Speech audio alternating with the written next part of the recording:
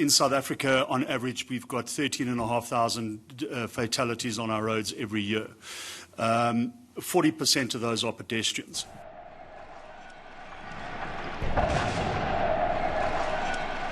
You'll agree that there is a dire need for improved consumer education on safer vehicles in South Africa. We would really love to see South Africa playing a leading role on behalf of the whole African continent in stepping up its work around vehicle regulations and vehicle safety.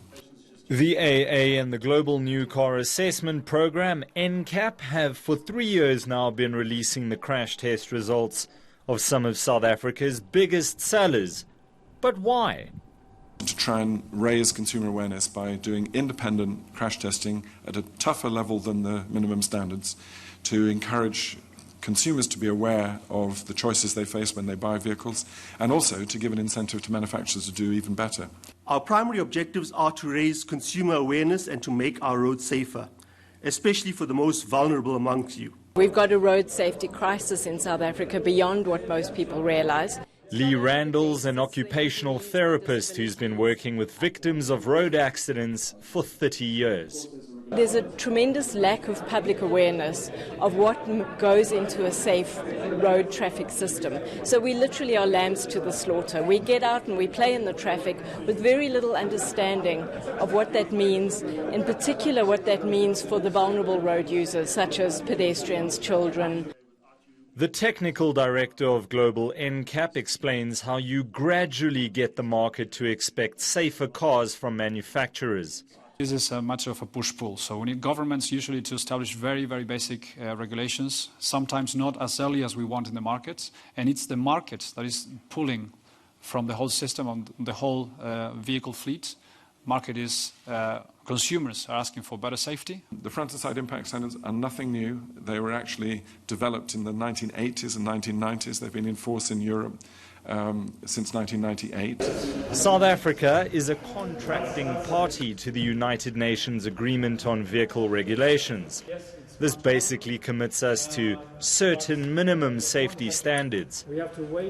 For example, the European Union made electronic stability control mandatory for all new vehicles since 2014. South Africa is committed to this, but isn't implementing the regulation. They have been signed by South Africa. We are surprised that cars are not coming with the ACS standards. All the other emerging markets are now doing this. I've talked about India, but Brazil, Mexico this October will be applying those crash test standards.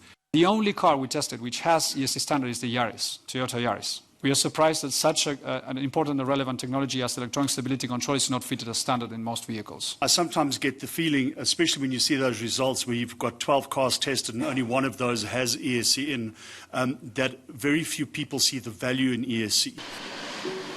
It seems there's very little value attached to road safety in general, especially in the public transport industry. Because of their age and also because of lack of maintenance and other issues, they are death traps. So the title of my thesis is Coffins on Wheels for that very reason.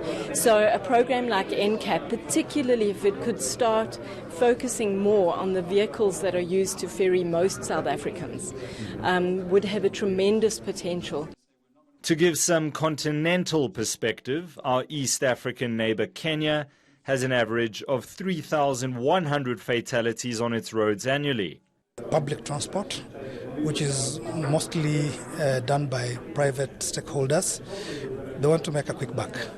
So road safety is not really the priority. In South Africa, we basically crash the equivalent of about 80 MAX 737 Boeings per annum.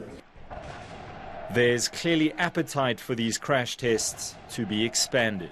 Some of the things that concern us, and probably we've not seen that covered in the NCAP reports we've reviewed so far, is the public transport crash testing for buses that carry school kids, buses that carry the public.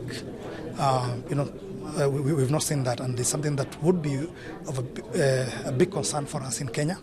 For the first time in Africa, Global NCAP has launched its hashtag Stop the Crash initiative, demonstrating 3 crash-avoiding technologies.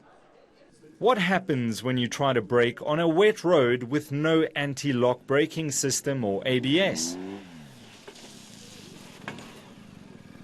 With ABS on, it's a different story.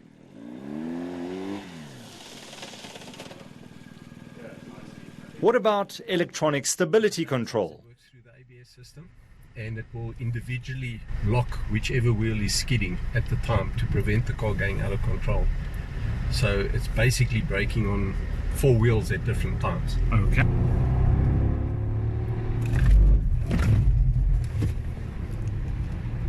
ESC off? Well, just take a look.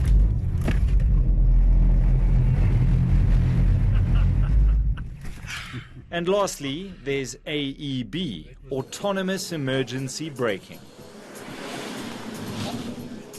You're driving the car detects that you're not reacting on time, there's an obstacle in front of you, the car will brake for you, without you doing absolutely nothing. Your safety is a combination of what you drive and how you drive it. The safest car in the hands of a careless driver can do equal damage. Michael Appel, Johannesburg.